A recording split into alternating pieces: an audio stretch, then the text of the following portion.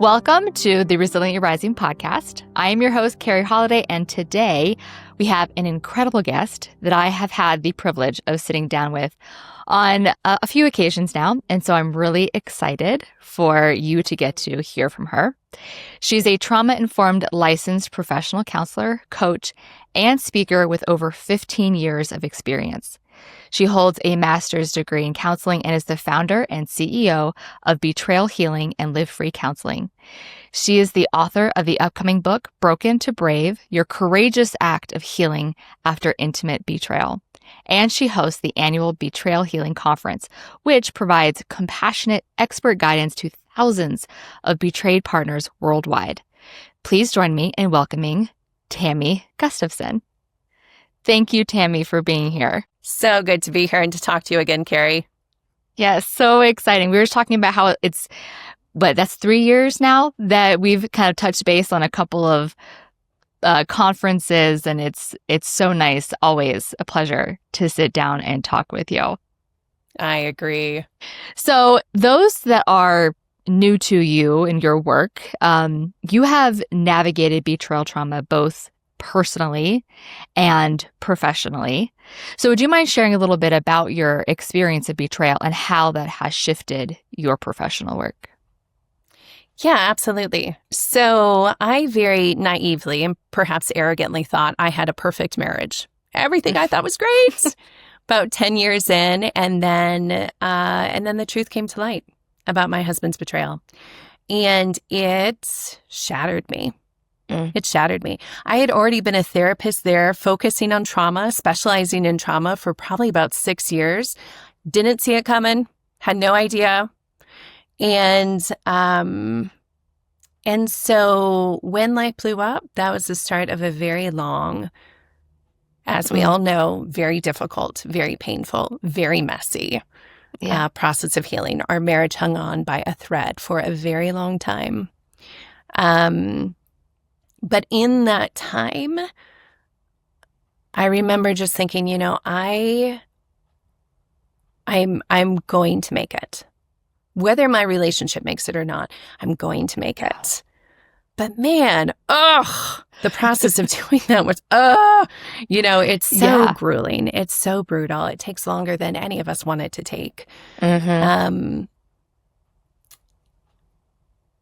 But I made it. I made it. And our marriage made it as well, which I'm grateful for. He did the work. But I made it. Yeah. And I did not want to do anything with this professionally. Like I always said, my story could die 1,000. Oh, yes. No, I was not one of those women who wanted to use my pain for good to help others. Yeah. I did not.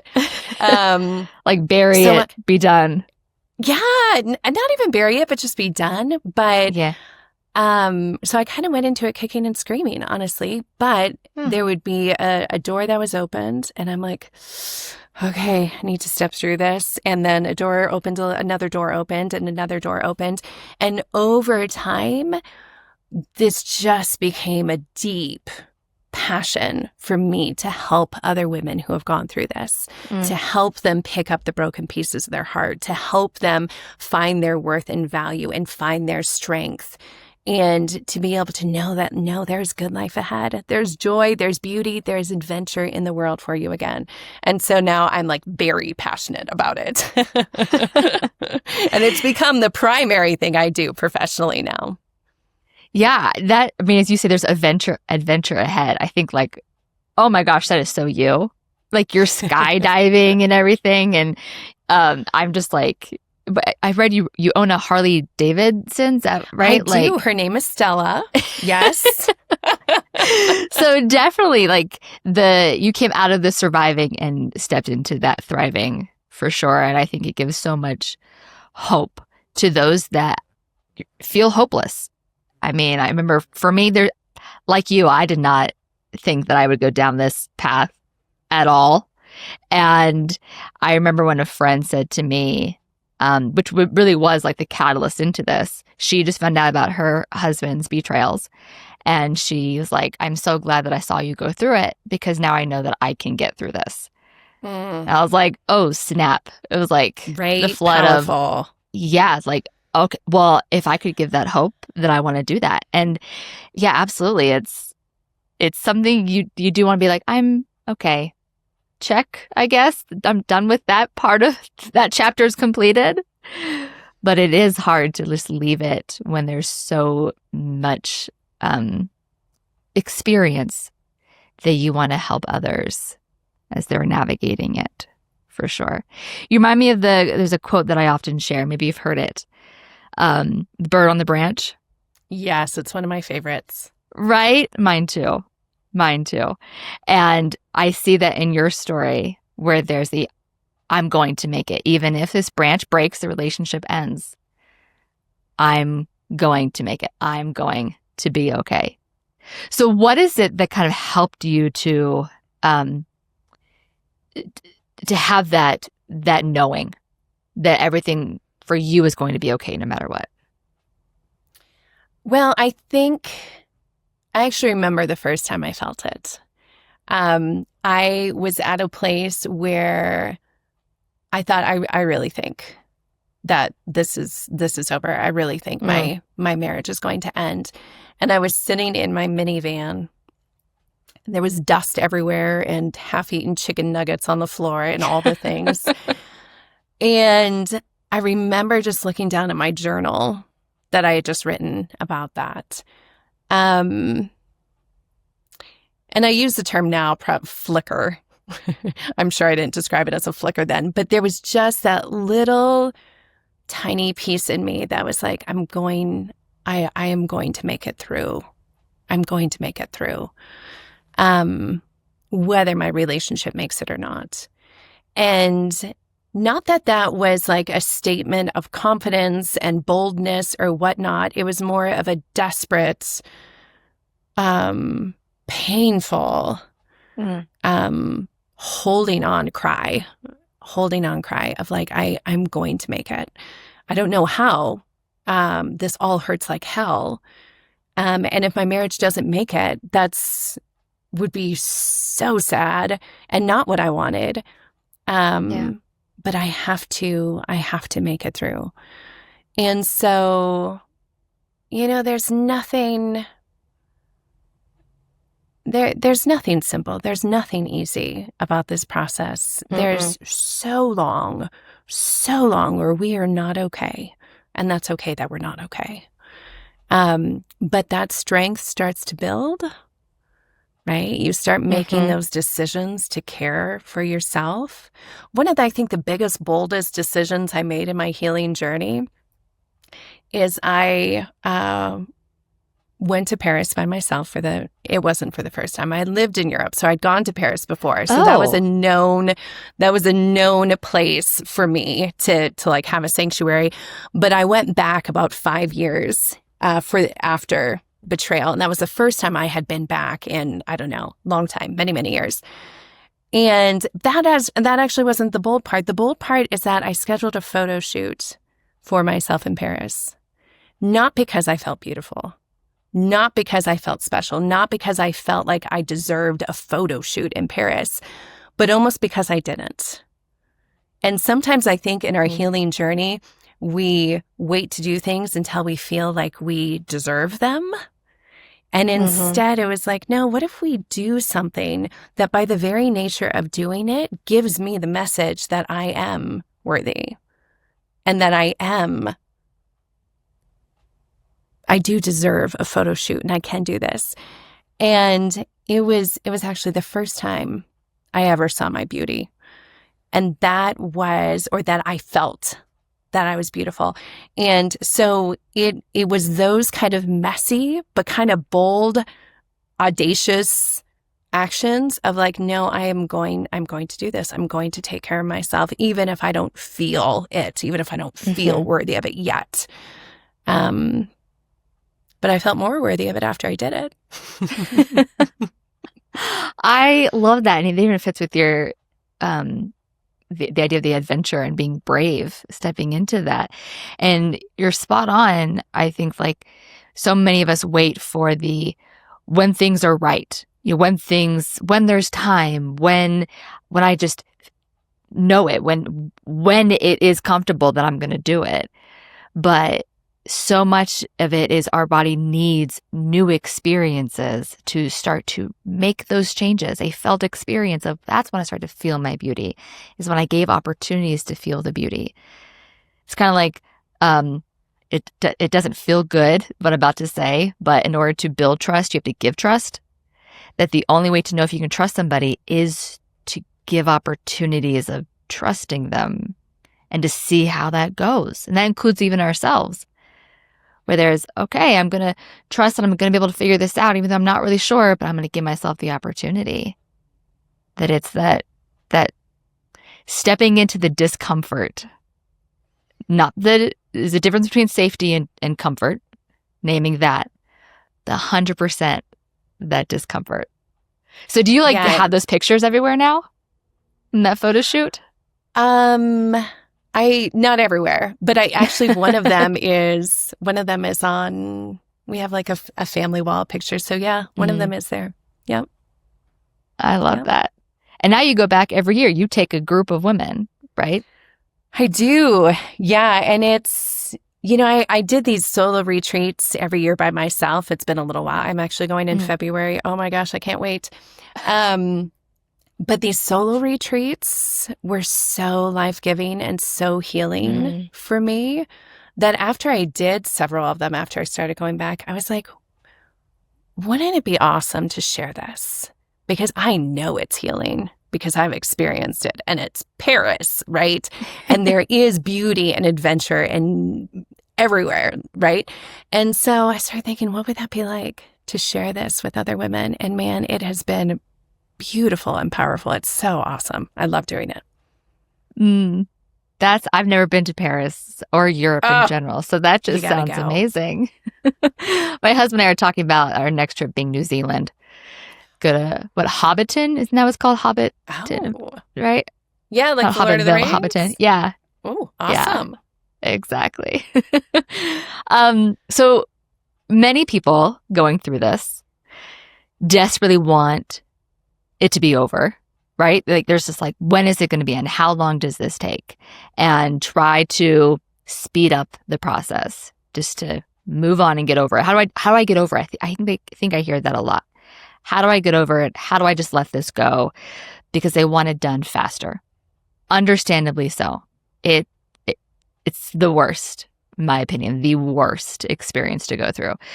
So what do you see happen when people try to rush the process? Well, I think I tried the first time around. Like the first time I found out the little tiny bit of information that my husband shared that kind of cracked the door open. He cried, I cried. He said he was sorry and wouldn't do it again. And I forgave him and we moved on. Right. And I was like, well, if we just, I think a lot of times it's forgiveness or trust. If I can just forgive him again, if I can just put this behind me and just trust him and we'll be fine. And so that was my first response. And problem is it doesn't work. Yeah. And a year later, it just kind of low grade festered. You just know it's not healed, right? Yeah. And it can actually stay down enough where it doesn't pop up, but but a year in after I'd found out about those first little things, then the dam broke. And then it was like, oh, there's so much more. And this was a life before and a life after event. Yeah. And so, oh my gosh, I would have been the first one in the line to be like, how do I make this pain stop? Like, how do I make it stop? Like, how do we, because I don't even know if I can survive this. I don't even know if I can, people, I get asked a lot, how long does it take? And I'm like, I don't answer that question. I remember somebody giving me a guesstimate like a couple weeks in, and I thought I was going to die on the spot. I was like, there's no way I can survive in this much pain for that long. And so it's so normal. And it's also so individual. Like it's hard to answer that question for anybody. Oh, totally. It's like, hey, where the circumstances, your system, their system, there's so many variables that don't compare yours to somebody else's in timeline, Yeah. Yeah. And the reality is it's going to take longer than you want, than you want. Yeah. Yeah. Yeah. But if we can get our eyes off of the timeline and into like, all right, what do we need to do to heal? What do we need to do to heal? Because the only way through it is through it. Right. And when people do shove it down, and I get it, but when they shove it down, the problem is it doesn't go away. Trauma and grief, they are so patient. They're such gentlemen. Like, they're like, okay, you don't want to deal with it? That's fine. Like, go ahead. I'm fine. I'm just going to hang out over here and I'll just wait. I'll just wait until you're ready. And the problem is they wait for forever. Like, they can wait for decades, right? And they just hang out. And you can feel it, but they just hang out until you're ready. And so I have so many women in their 60s and 70s in my office who are now dealing with things, whether it's betrayal or just trauma or whatnot. And so what I tell people is like, there are no judgments. If you're like, I can't, I won't, I'm like, I understand. But no, it's not going away. And my hope is, let's get you through this as smoothly. There's nothing smooth about it, but as smoothly and as quickly, although there's nothing quick about it, but smoothly and quickly as humanly possible. Let's get this through, because it's only when you go through the healing process that you get the freedom and the peace. Yeah. And let me tell you, it is there. It is there. You can get there, but you have to go through the fire first. Yeah. Yeah. I often say to people, slow is fast. Meaning when you try to speed up, it takes a lot longer. It's by going faster, you are slowing the process. But when you go slowly, it speeds it up because you're able to actually, like you're saying, move through it versus getting stuck in it. But yeah, as we take it slowly, that titrated process, gentle, then it ends up going quicker. It's kind of like trust. Trust is so much the focus after. I just need to, that was my narrative. It wasn't I need to forgive. It was I just need to trust him. If I just trust him, then everything will be fine. That was my way of trying to rush the process and just avoid it. Just trust. But trust isn't the focus.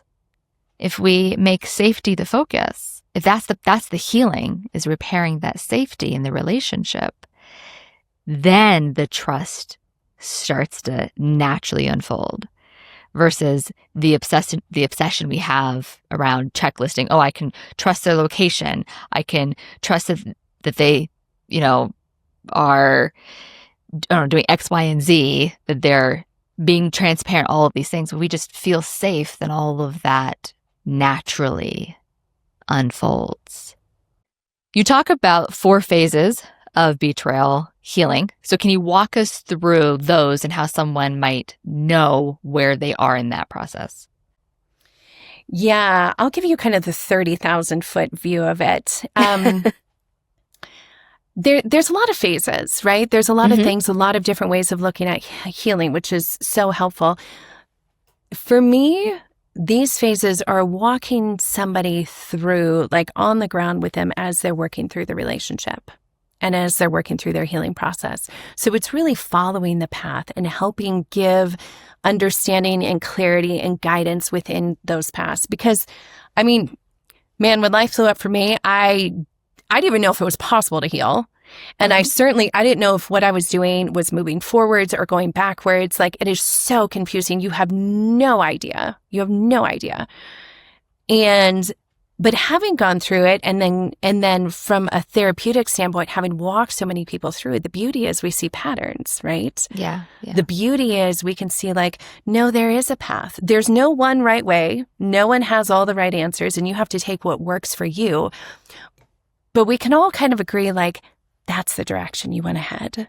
That's the direction. And here's some signposts, guideposts along the way to kind of help you know, all right, this is what I need to focus on. This is normal. This is to be expected. This is a problem, right? Yeah. And so I wanted to give that to betrayed partners because, man, I desperately needed it when I was going through it. The thing that was most calming for me was when our therapist would look at me and say, Tammy, you're on the right path. And I'm like, oh, hallelujah. Like, I don't even know what you're talking about. I don't even know if I was on a path or if I was in the middle of the ocean, but apparently I'm here and it's okay. So I wanted to pull back the curtains from now being able to see the full path and very clearly be able to see where women are at and give that to women to help them ground. So phase 1 is what I call reveal. And that's where the truth about what he has happened or what he's done comes out, you know, or you're trying to get the truth, but you know something happened. And this is where the full disclosure comes in and whatnot. And then when you transition into phase 2, that's when you either have the full truth or you know he's not going to give you the full truth. And that becomes the foundation that you have to stand on and move forward.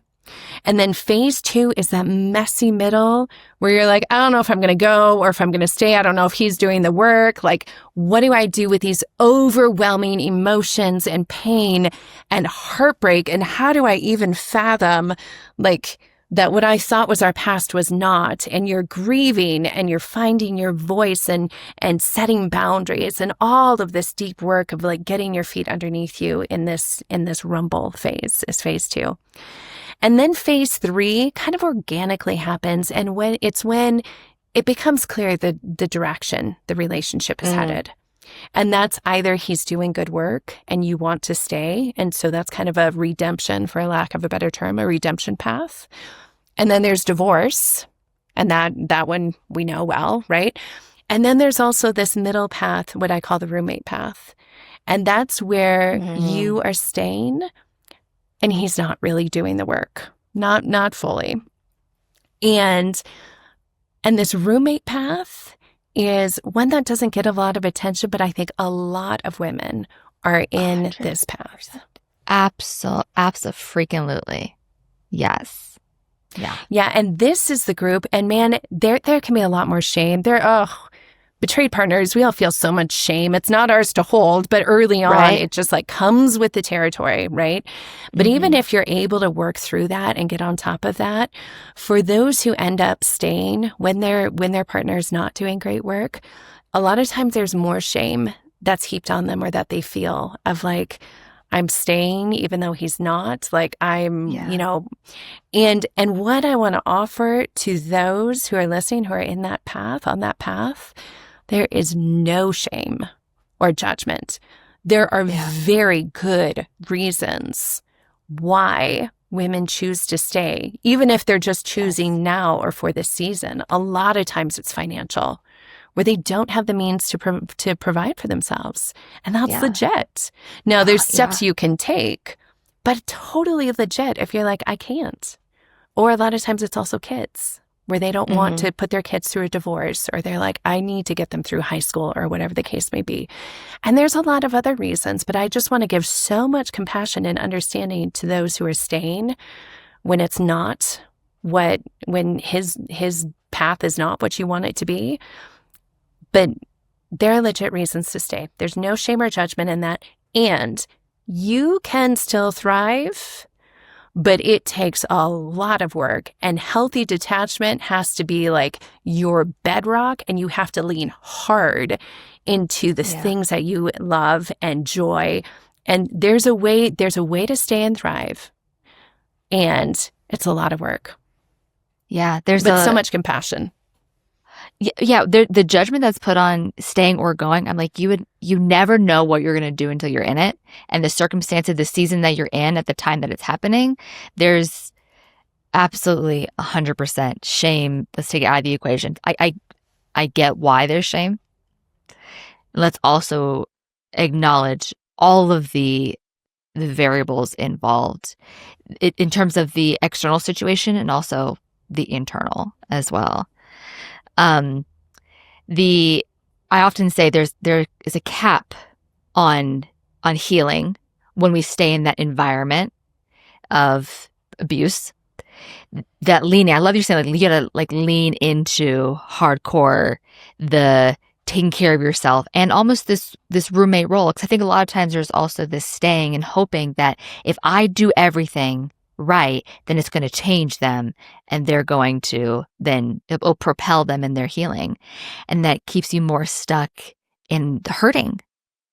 Versus that, I'm going to focus on me versus I'm focusing on trying to get them to change.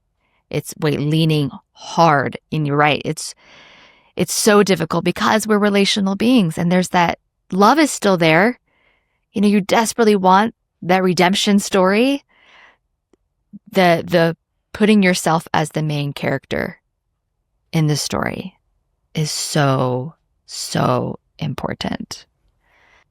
Yeah, I love how you put that. And I think that's where the healthy detachment comes in. Yes. Where it's like you have to shift your focus from him and your well-being being tied to him and your needs being met by him. And there's a continuum, right? There's a spectrum of this. Absolutely. But for those who are here, and if you've been in a long time, there has to be a really strong shift from focusing on him to focusing on you and taking care of you and creating a life you want to live. Yeah. That was for me in our story. So there's that point at which you realize that, relationship's a dance. And there's a point you realize, wait a minute, I'm trying to change the dance and grow, and they're not. And there's a choice, often a subconscious choice that's made of, do I revert back to the old dance, the pattern, because of the fear of outgrowing? I'm going to grow and they're not. And what does that mean for the relationship? So I stepped back. I reverted back and was like, okay, well, then what's the point?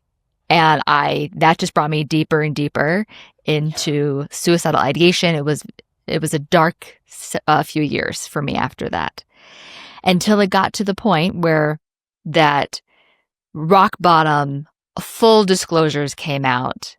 And then it was that shift. Like, no longer is it going to be about you. Now it's about me.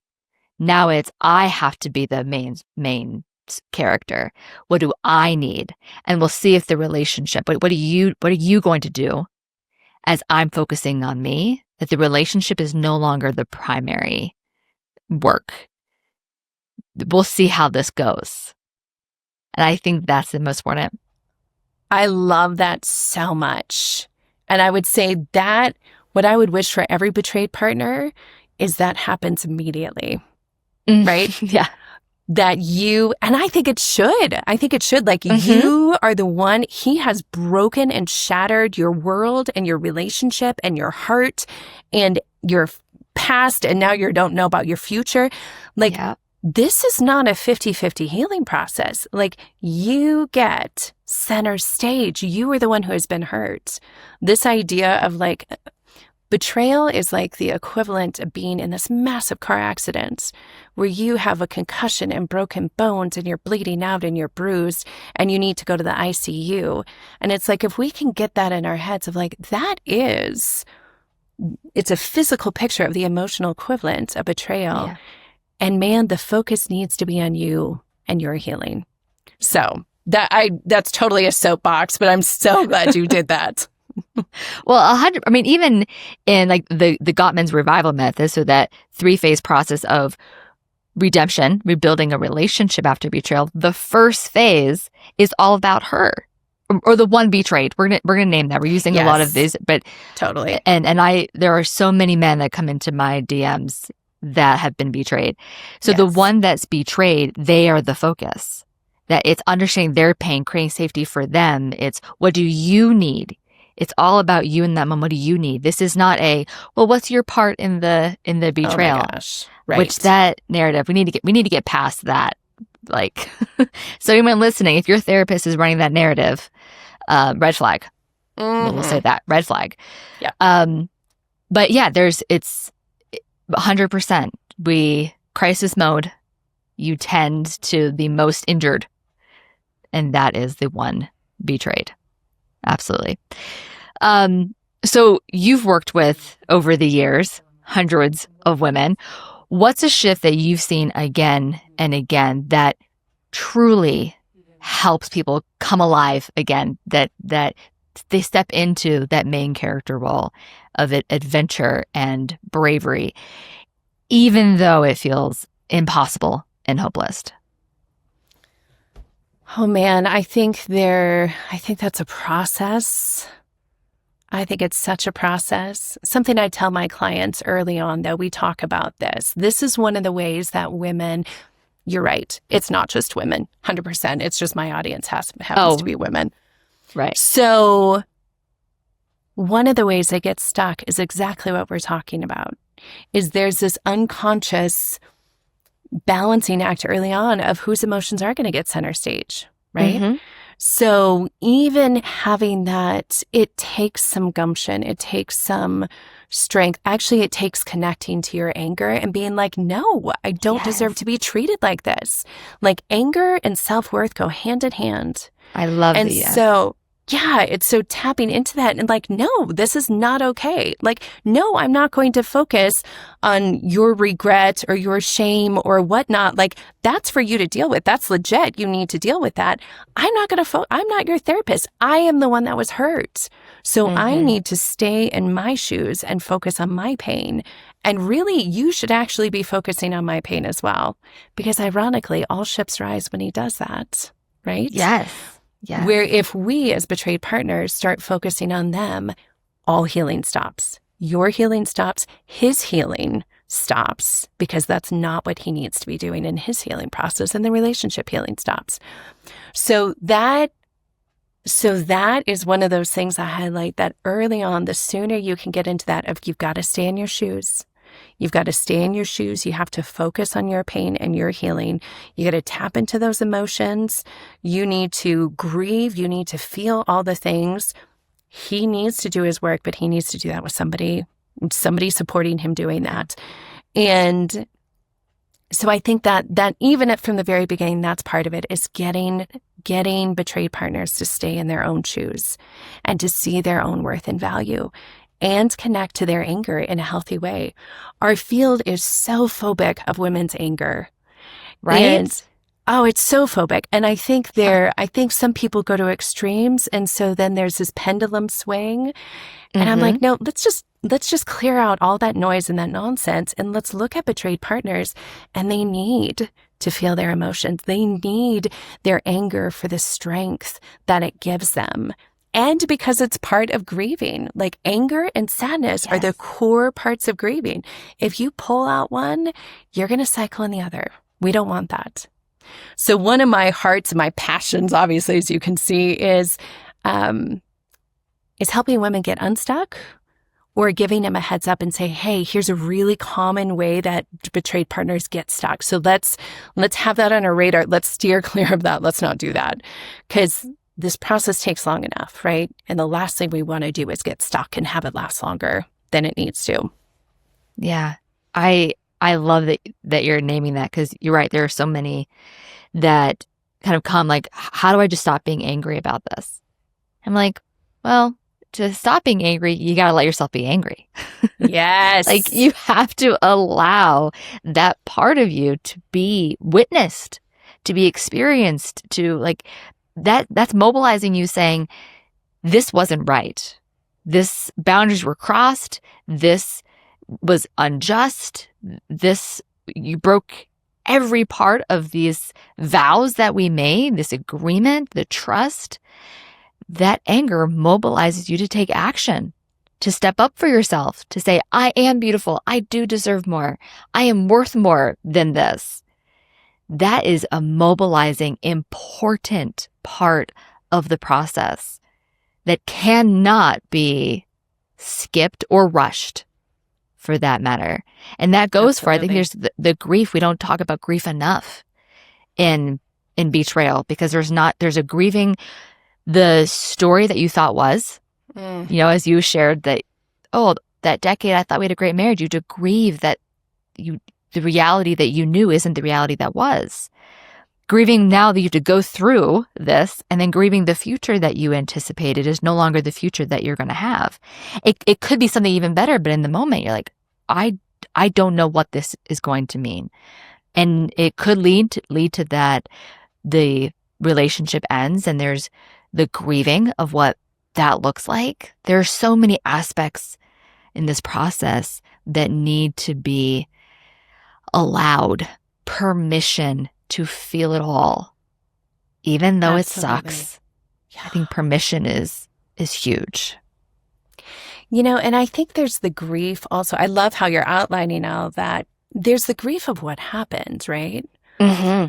There's also grief about what it did to you. Yes. Yes. Like, and even those, like it's been, 10, 11 years now for me. But even going back and now grieving, like, my parenting would have looked different if I had not been dealing with this. And grieving that, right? And grieving, like, and there are gains in this process. We know that. Like, well, I know that. There's gains. There's all of that. But I believe the grieving process is the healing process. It is part of that healing process, and you have to go through that, and you have to allow yourself to feel those emotions. And it's so scary. It's so scary. It's terrifying. Oh, and it's so exhausting, but it's so important, and you can heal. Yeah. I think a lot of times, I love that your therapist even told you that, like, Tammy, you're on the healing path, because I hear that often, is like this fear of going backwards. Like, I'm feeling so much pain. I'm not getting anywhere. It's like, wait a minute. No, the feeling is a part of the process. You being angry is a part of the process. That things get harder before they get easier, because you have to step into that shittiness of it all. Yes. And it's not going to be easy. That is what makes healing so, it's like the phoenix rising, or the butterfly. Oh, there's so many metaphors. Turning into the goo before becoming the butterfly. Like, there are so many ways we could describe the process that there's, I mean, I look at my own parenting, even the grief and the hurt of what my kids had to experience vicariously, that you have to be with all of the pain that came with the pain of the story. So those that are listening now that may be stuck somewhere in their process, what would you like to share with them as we're closing up here and giving them hope? Well, I think if you do feel stuck, I would reach out to somebody to help you get unstuck. Or sometimes you feel stuck and you're actually not. Oh, A lot of times women feel stuck because their partner is not doing the work, but they're actually not stuck. And so getting clarity about whether or not you are stuck or you're not stuck, I think that's part of it. But also looking at it, we talked a lot about the pain today because it's real and it's true. But there is healing. It is possible. I actually hate this phrase, even though I use it a lot. It is possible to get to the other side. Right? Yeah. Not that there's a finish line, but this will not always be your life. This will not always be your focus if you do the work to heal through it. Like, there is beauty and joy and adventure in the world again. Like, there is life beyond this where it can be good and beautiful. And in fact, you can come out of this a stronger, better version of yourself than you ever were before. I know that's true for me, right? Same for me, yeah. Yeah. And our marriage is a much better marriage than it ever was before. Like, I would never want to go back to what it was before. And so I've been a therapist for a long time, but it wasn't until I went through betrayal and I walked other people through it where I'm like, oh, the capacity for change and growth and healing is wild and huge. And so whether your marriage makes it, whether your partner makes it, whether all of that, I hope he does. But you can still heal and have a beautiful life. And so focusing on yourself and your compassion and your growth and learning who you are and accepting all those parts of you that are messy and that were messy in this process, that is one of the core and beautiful things of healing through this that you can do, whether your partner makes it or not. So I just encourage you, keep going. You have great worth and value. I love that. I love that. Step into your shoes, step into, maybe you weren't a theater major. The idea of being center stage is scary, but step into that main character role because there is life on the other side. There's adventure on the other side of this. Thank you, Tammy. How can people find you? Best way is probably my website, tammygustafson.com, and you can find all the things there. Awesome. We're so excited for your book coming out. We'll be sure to put all those details in the show notes below. Thank you for being here. Thank you for sharing so much hope for those that are navigating this. And until next time, take a deep breath, be gentle with yourself, and keep rising.